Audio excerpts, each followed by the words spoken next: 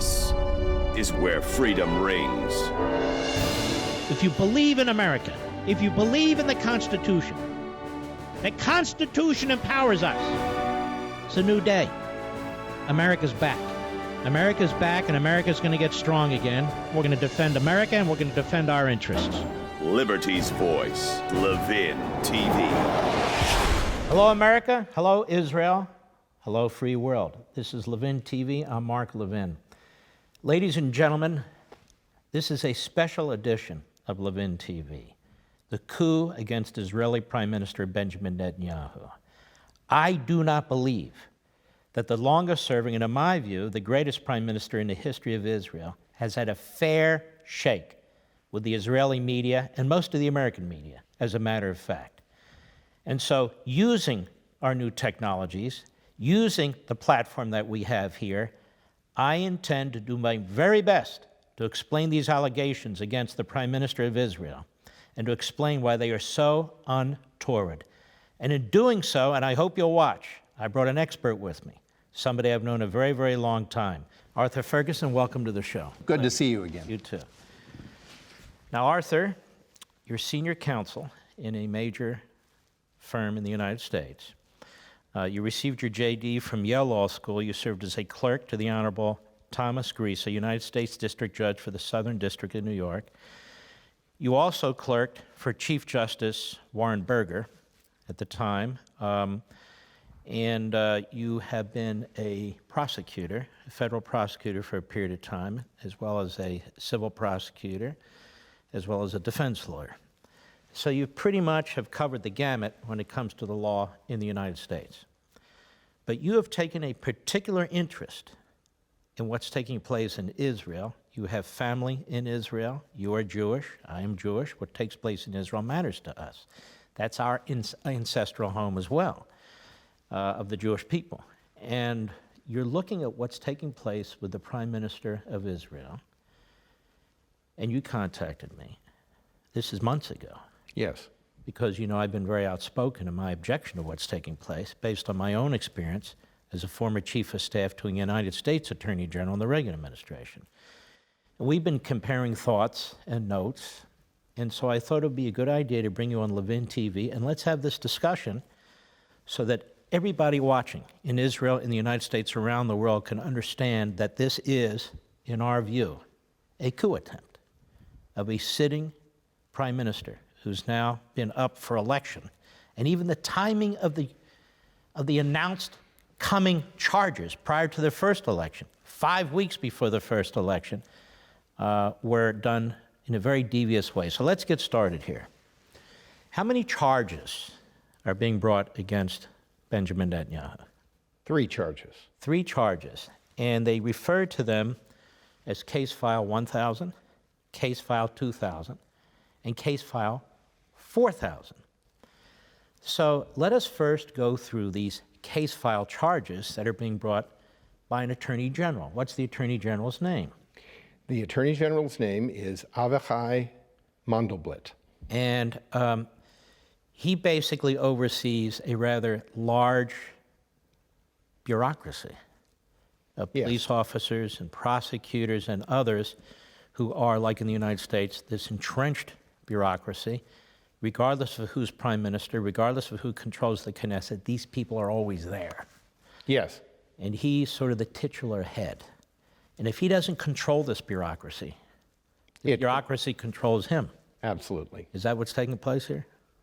It's either that or he himself understands what's going on. I'm not sure he does. I'm not sure that being a major general in the Israeli Defense Forces equips you to handle a case of this magnitude. In fact, I don't know whether he's even read this. I am certain the initial problem that Israelis face, that the press faces, and that you and I face, is this, the length of this document. It is 93 pages long. 93 pages. You would have to be a lawyer involved in the case or someone with the time, energy, and experience as a litigator to sit and read through it. Couple that with the announcement that the Attorney General has 333 witnesses. The merits will never be reached by most people. It's designed to smother the Israeli populace, the voters. It's designed to smother any person in the press who wants to fairly analyze the charges. It's designed to smother the Prime Minister, to prevent any fair evaluation of the merits because they're hidden in this pile of, let me say it, manure. Enormous verbiage, most of it irrelevant. And I want to go into the motives of the Attorney General. Let's do this first. From this. So we have these three charges. We have the three charges. Charge one. The reason you need to be really focused as you read this, it's about 100 pages long, is because you really do need to ferret out the facts from fiction, the law from opinion. I have said this is the longest op-ed I've ever read. Yes. And it's filled with chest beating, emotional language, moral preening. What was your take on it? Well, that's in count 4,000, or in charge 4,000. That's the one that accuses the Prime Minister of bribery, although there is no evidence that he ever agreed to or accepted a bribe. Let's go through the counts. Okay, count 1,000. Count 1,000, the first one. Count 1,000 is a integrity charge. Netanyahu breached the trust that reposed in him as Prime Minister. And it alleges that he did favors for somebody who was giving him gifts of champagne and cigars. No bribery is alleged. And this count is generally ignored by the people reporting on it. But it was this count, and in reading this charge sheet, the indictment, what we'd know as indictment, and it was the preliminary one that's been translated into English, that caused me to reflect on the lack of integrity of the Attorney General. Because for you, this count in particular exposed the Attorney General for what he is and what he's doing. Why is that? Why? You have to know a little bit about the count. We have the gifts from one person. It was Arnon Milchan, for whom favors were allegedly done to the Prime Minister and his wife over a period of 5 years. But these are joined with alleged favors done by a separate individual. The only allegation is that this individual, James Packer, an Australian, was introduced to the Prime Minister by Milchan. Packer also allegedly gave champagne and cigars. What the count, but received no favors, none. No allegation of favors, no allegation of finding a subterranean or secret means of A benefit gifts to the Prime Minister. to the Prime Minister from Milchan. Nothing. It's just the separate person So why is he brought up? to juice the charge. To juice the charge, to commingle from a prosecutor's perspective, to aggregate the gifts so it looks like it's something bigger than it is. Yes, So it looks like he got more cigars and more champagne in exchange for doing favors when in fact he did not. Correct. And it increases it by a third. The amount alleged in fair market value to have been received by the Prime Minister is juiced by a third, but he never says why they're joined. They're joined in order for this Attorney General to allege in paragraph 35B the amount of favors that you, meaning the Prime Minister, received over a 5-year period is very high. He would not, the Attorney General would not have included the Packer gifts, for which no favors are alleged to have been received by Packer from the Prime Minister.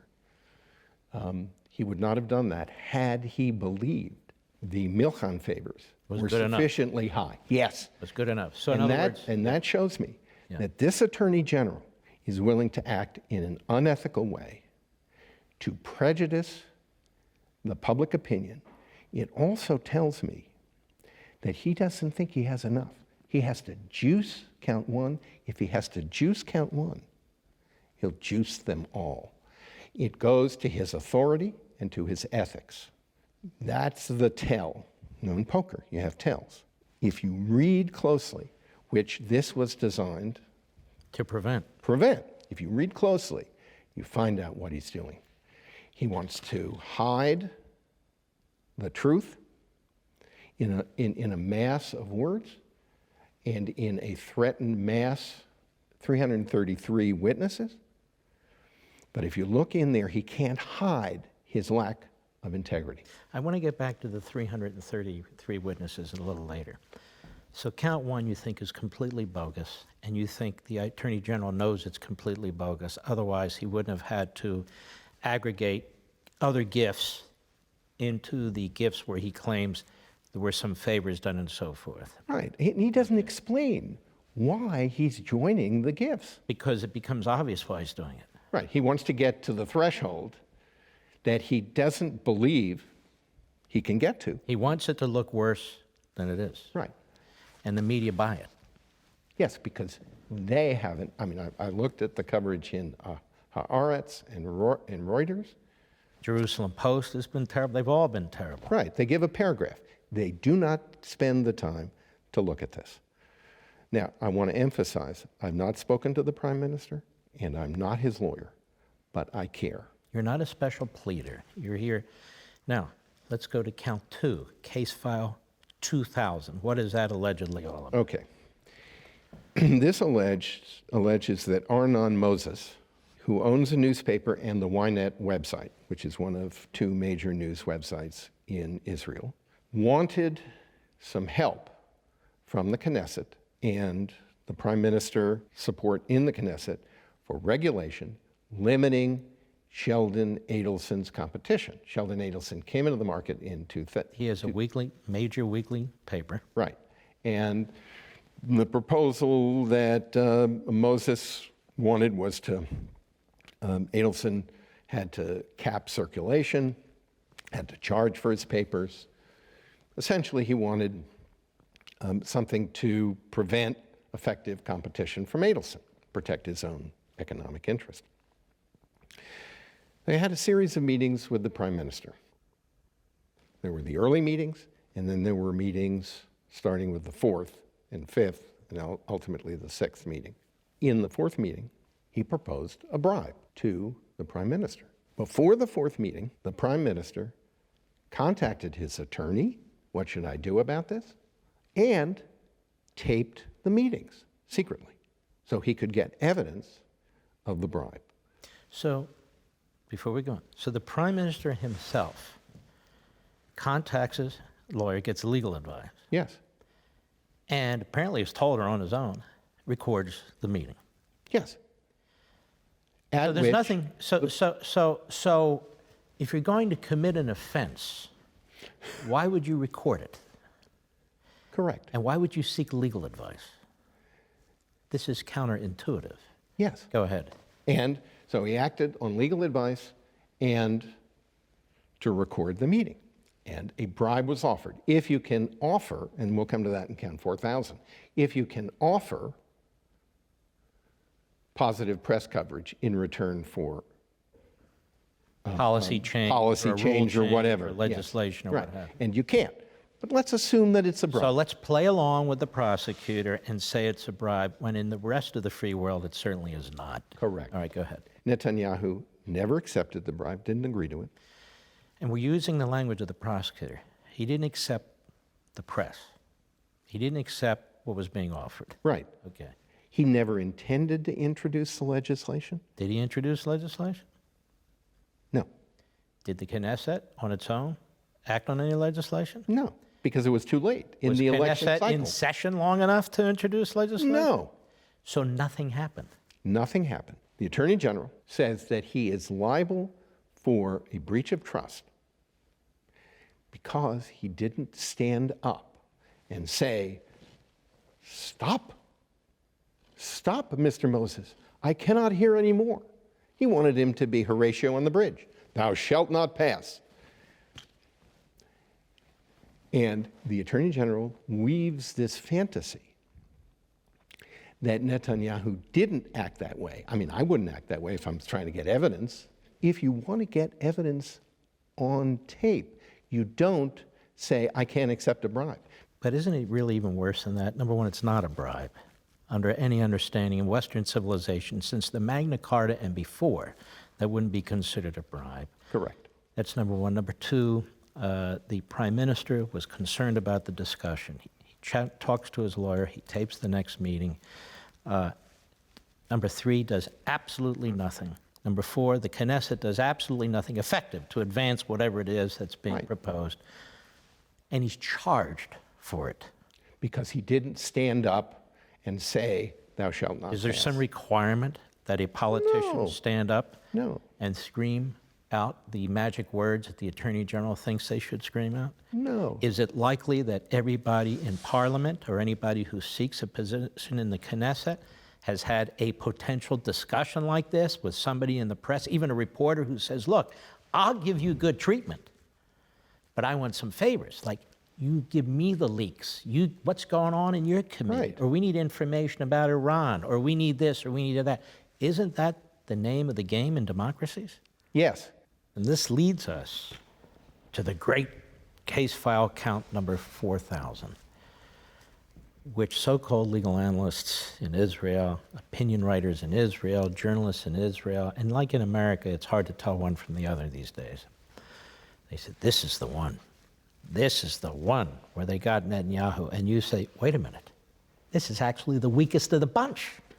Yes, it is. And I want to, this one, count 4,000, alleges that in this case, even without any direct evidence, Netanyahu accepted a bribe. Okay? This is a quid pro quo. The quid is favorable coverage. The quo is regulatory advancement. So let's just stop just for the audience again. In these two counts, 2,000 and 4,000, we basically now have the state in the form of career police officers, career prosecutors, who report to, you and I would argue, a feckless attorney general. Yes. Who's way over his head. Yes. Or is on some kind of moral crusade of some sort, of his own liking.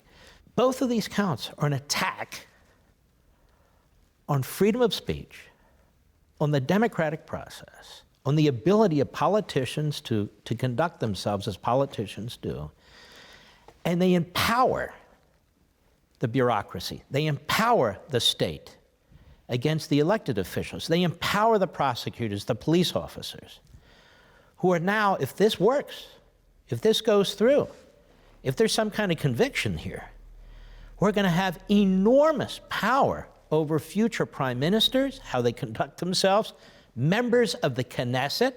There's really no limit to this, which is why in all civilized societies, but Israel, we've never seen anything like this, have we? Absolutely. And there was a statement provided by U.S. attorneys to the Attorney General when he was considering whether to go ahead with the full indictment. First, he proposed this as an interim charge sheet, and then there was some argument made by the Prime Minister's attorneys and this group that said exactly what you did. This has never happened before, where positive press coverage could be the subject of bribery. And in fact, they go to the, I think it's the Leeson report in the United Kingdom, which examined how dealings are done and have been done by the press in return for release from antitrust But how about in the United restrictions. States? And in the United States. We have William Randolph Hearst.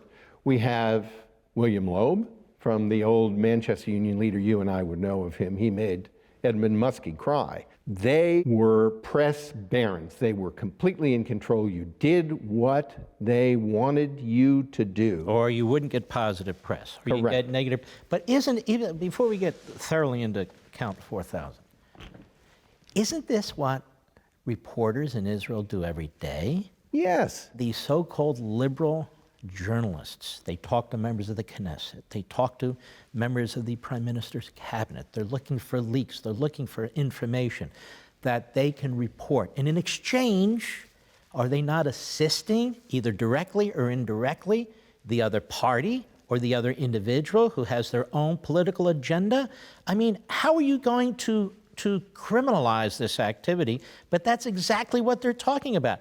The media that are celebrating this and cheering this in Israel are celebrating and cheering their own demise. Yes, absolutely, because every time a journalist talks to or interviews a politician or member of the Knesset and publishes that, there is a risk that they will be prosecuted for bribery and that the Knesset member will be prosecuted for bribery. So what is this case 4000 all about? All right, this case 4000 is another bribery claim, although this time, as opposed to case 2000, there's an allegation of bribery. There couldn't be in case 2000 because the Prime Minister refused the bribe and taped it. Which wasn't even a bribe, but go ahead. Which wasn't even a bribe. 4000, a complicated, it's another. What's the basics? The basis is that Shaul Elovitch, who controlled completely the Walla website, one of two news websites in Israel, the other one, Ynet, wanted permits and support, particularly for a transaction that would merge two of his companies together. In return, the allegation is, he supplied favorable coverage and responded positively to requests from emissaries of the Prime Minister and conveyed those requests to the CEO, Yeshua, of the Walla website. Okay. And that coverage was changed. That is the essential allegation. There are quotes, extensive quotes, goes on for pages and pages, about how Elovitch believed that unless he gave positive coverage, these permits wouldn't be granted and the merger wouldn't be approved, or the combination of these different entities that he had wouldn't be approved. All right. But no evidence that the Prime Minister ever agreed to such a proposal, even if it could properly be criminalized. And it can't be, for reasons that you've elucidated, and which I completely agree with. It would hobble the press. There's no evidence that the Prime Minister did what he's accused of. And even if there is evidence that he did what he's accused of, so what? Correct. And it's even worse. There is evidence in the indictment that he didn't agree to a bribe. There is evidence because when he was presented with a bribe proposal in count 2000, he said no. He did not agree to it. He didn't act on it. He didn't agree to it. Couldn't be done. So your point, and he taped it. Your point as a former criminal prosecutor, among other things, is we have absolutely no pattern here of a Prime Minister taking bribes at any time for anything, in any way, anywhere. Yes. In fact, the evidence is opposite. It is exculpatory. Yes, in exactly the same situation. Okay? When an explicit quid pro quo was proffered, he didn't accept it. So basically what they've done here is they've taken routine, customized, traditional, give and take with reporters, with publishers, and so forth, and have criminalized it. Yes. And even under the worst arguments that they make, they're not crimes. Correct. And we've looked at Israeli law, and we've looked at these facts. And this is the reason, now I want to swing back, that you need 333 witnesses to swamp the court, just as they have swamped the Israeli public, just as they have swamped by the way, a willingly hostile Netanyahu media, almost monopolistically hostile to Netanyahu, with enough cherry-picked one-liners, hyper-emotional language, fortune cookie type statements about justice and equality and all these other things where people say, something must be going on here. This guy must be a crook. In America, if you're in a court of law and you're a prosecutor, this case would go nowhere. I tried, when I was a prosecutor, I was a federal narcotics prosecutor for about 2.5 years in Baltimore. I tried to do the ethical thing. I would never have brought this case. This is an abomination. It is not only unfair, but it is unjust in the basic core sense of what the Jewish nation, both in Israel and the broader Jewish nation, finds as necessary. You know, in Micah, the famous quote that's around Temple Emmanuel in New York on Fifth Avenue. What is it that I ask of thee? To do justice, love mercy, and walk humbly in mine eyes. This does not do justice. This does not provide mercy. And there is no humility in a 93-page charging statement. There is the opposite of humility. This is at the core of Micah's famous statement. Or let me point this out, see if you agree. Look what it's done to the body politic in Israel. Look at all the tumult it has created. Now we're potentially headed into a third election. Is there any doubt in your mind that this was intended by this Attorney General, for whatever his reasons? I've got my own ideas. To create exactly this scenario? Yes. To prevent Netanyahu from being reelected? Yes. To depose him? Yes. After all these years in office? Yes. And there's really no effective check on the Attorney General. No. The only check on the Attorney General is the people of Israel, who can look at this and actually demand that the reporters and the analysts read through this and look at what is said and analyze it with some depth. If we are the people of the book, we've been given a whole new book that is longer than most of the prophets. Read it, discuss it, engage with it, and I believe that you, the people of Israel, and people around the world, will understand what a put-up job this is. And when you read count 4,000, charge 4,000, there is language that I find very disturbing. It reminds me of James Comey, the avenging... Former FBI director in the United States. Right. The avenging angel. God is on my side. And I wrote it down. It's very disturbing for a prosecutor to use this about the people whom he is charging with a crime. That the Prime Minister wanted slanting coverage. That the Prime Minister gained an irregular foothold in Wallah. That the relationship between the Prime Minister and Elovitch was abnormal. And this was an extreme deviation, talking about the policy disputes that underlay some of this. And he uses language, as you've pointed out to me before, egregious. Yeah. Everything's egregious. 6 times. 6 times. We have egregious obedience, egregious acquiescence, egregious demands, egregious capitulation, then I stopped counting. And I believe there were 4 more times. It's an extraordinary relationship. You know what? This is such an amateur job. I mean, honestly, sitting back, I've written Supreme Court briefs, I've written appellate court briefs, motions. You've done the same thing. You've argued cases in front of the United States Supreme Court. This is Mickey Mouse stuff. This is so awful and so incompetent. But they had no choice, did they? If you're going to take down the sitting prime minister, the longest-serving prime minister in the history of the state of Israel, you've got to have some reasons. And if you don't, you better make it sound damn good. That's right. And smother it in words and witnesses.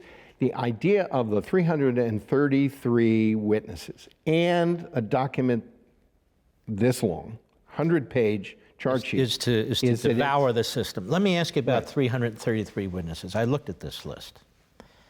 It is mind-numbing. Sheldon Adelson, his wife, the ambassador to Israel, Ron Dermer, anybody Netanyahu's met with, talked with, had a meal with, who served with Netanyahu. Is this yet more of an example, beyond what we've discussed, of an effort to burn down the system and to try and force Netanyahu out of office, to try and humiliate him, to try and burden him so he can't do his duties facing down Iran or whatever he's doing in a given day and so forth? This strikes me, this Attorney General strikes me, just speaking for myself, as more dangerous right now to the state of Israel than any of the enemies that surround the state of Israel. Yes, because he's taking away from the voters of the state of Israel the ability to choose the prime minister on the merits. He has threatened a trial with 333 witnesses. What are we talking about, a 6-month trial? I am going to put the prime minister, if you re-elect him, this is the message to the voters. If you re-elect him, we're going to go through each of the allegations in these 93 pages, and I'm going to have 333 witnesses. I will cripple him if you elect him as prime minister. I will cripple the state of Israel. Unless, maybe we read in the press, he resigns and apologizes. Right. Does that not prove the whole point? Yes. This is the one thing that the indictment... It almost sounds like the Dreyfus case to me. Yes. I know that sounds strange, but I'm starting to think that's what's going on within the state of Israel. Yes. The one thing that I took from the indictment, that Benjamin Netanyahu is brash. Knew. I knew that before. He's a sabra. He's brash. He irritates the establishment. Sounds like President Trump. Yes, he's brash. He irritates the establishment. So let's find a way, the AG, who doesn't know took us from his elbow, really has gotten into the calling other people abnormal and deviants, will find a way. Let's work it out so the establishment, you've had your run, let's get him out. That's the bargain. The bargain is don't elect him or resign, and then we won't cripple the state of Israel. That's the quid pro quo. And then they say, there was an editorial in the Jerusalem Post, Bibi, just resign. I say this. That's not in Israel's interest. I say this, exactly. You resign under these circumstances, you will empower the very forces that need to be controlled. Mm-hmm. Just as in the United States. It is the people who are abusing the law. It is the people who are abusing the prosecutorial process who need to be controlled and contained, not their victims, not their targets.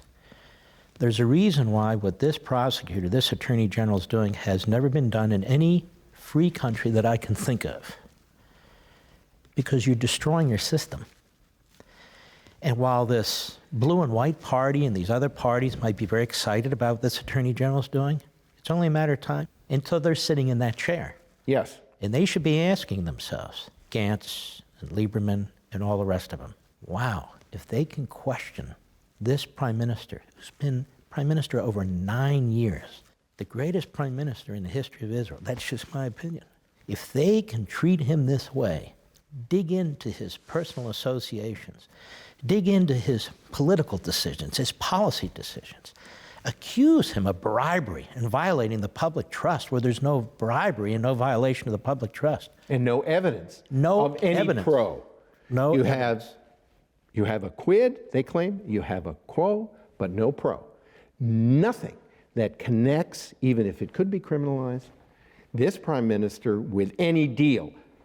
But the evidence in case 2000 is if a bribery were proposed, he wouldn't accept it. He would get evidence against the briber. That's the evidence we have.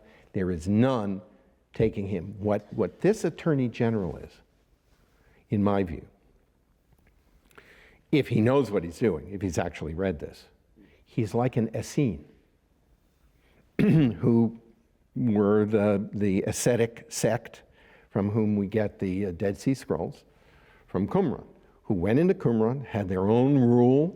This Mandelblit is like a modern Essene. He wants to go in the desert, eat the equivalent of hardtack, and drink brackish water. But worse, he wants everybody to join him in eating You think this brackish is water. almost a religious, in a way, religious-like mission now for this man? Oh yeah, why else? Why else? Use the terms deviant, abnormal, egregious. Everything's egregious. He also talks, I mean, this man wants to reform Israel. He wants politicians to act nice, and he wants to protect the journalists. He even talks about one of the motives in paragraph 104, one of the most egregious paragraphs. He talks about this caused harm to the professional judgment of journalists and editors because the owner told Yeshua, the CEO of Walla, this is what I want. We have to protect these. And then he accuses this Attorney General, whose experience was as a Major General in the IDF. I'm sure he was a fine Major General. Elovitch shouldn't have told Yeshua to give positive coverage to Netanyahu. So in other words, let me cut to the chase. So what you're saying here is he's saying, I need to police the profession of journalism. Right, even though he was not a journalist. And moreover, let me add this. There have been leaks galore out of his operation. Yeah. Well, aren't they guilty of bribery? They're Yes. leaking for Yes. positive press. Why else are they Absolutely. leaking? That's right. So where's the investigation of the investigators? There isn't any. Because in Israel, that's just not going to, I just want to underscore the point. Yes. So basically, there have been well-timed leaks to help the Attorney General's narrative and the position of the case. Leaks before key election dates, leaks before key court dates. There's been bribery, according to him, there's been bribery committed left and right by his own operation. That's right. And as you and I both know, the purpose of leaks are to smear your targets. And then leaks are intended to smear this prime minister in the course of an election process. I guess what amazes me, and I'll finish on this point with you, I guess what amazes me, whether in the United States or Israel, how the so-called press has really damaged our republic and that democracy. That is, on freedom of the press. That is, they've taken the side of one ideology or one party or another, and they launder their so-called coverage through that ideology, through that party. Now, in the case of Israel, they don't have conservative talk radio. In the case of Israel, they don't have Fox News, except what they get via satellite from the United States. And so you can see a monopoly of ideology. I mean, it's even worse in Israel when I'm there than it is in the United States. Here, at least, we're more robust, we're more competitive when it comes to journalism and so forth. I'm starting to think this is part of what's going on here. That is, we have a monopoly of journalism, so-called. It's basically left and hard left, with a few here and there that are kind of centrist. Maybe you can get a free newspaper or something like that. But whether it's television over there, whether it's radio, whether it's websites, and so if there's any effort by Coup or the more conservative political elements over there to try and open up the system, to create more competition, you're going to be slammed with bribery. And that is the objection here, because if you attribute the concerns, and almost all of the taped conversations are with Yeshua and the Elovitches, Yeshua, the CEO, and the Elovitches, the owner and his wife, and the Yeshua, the CEO, about the coverage. Netanyahu, the prime minister, was very concerned. There were only two major news websites. There were only a few newspapers that could give him coverage. He wanted to protect himself and get his story out. The presentation is that he was very engaged in understanding what the coverage was. We're going to have a trial on whether he was right about the bias against him. That doesn't belong in a criminal trial. This is, in my understanding of what a prosecutor has enormous power, Mark.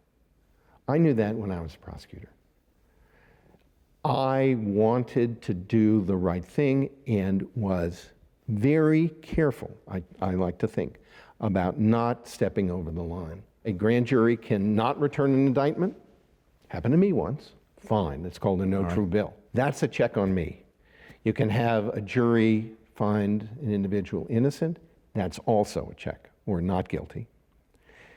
That's very important. I believe that the basic principles of honor and integrity were violated just by looking at the four corners of this piece. And to go back to what this is about reforming journalism, this belongs, if anywhere, in the Columbia Journalism Review. It does not belong in a criminal court. This should not be handled there. Arthur Fergenson, I want to thank you. Our special program, the coup against Prime Minister Netanyahu of Israel. I want to thank you very much. Thank you, Mark. All right. See you next time on LevinTV.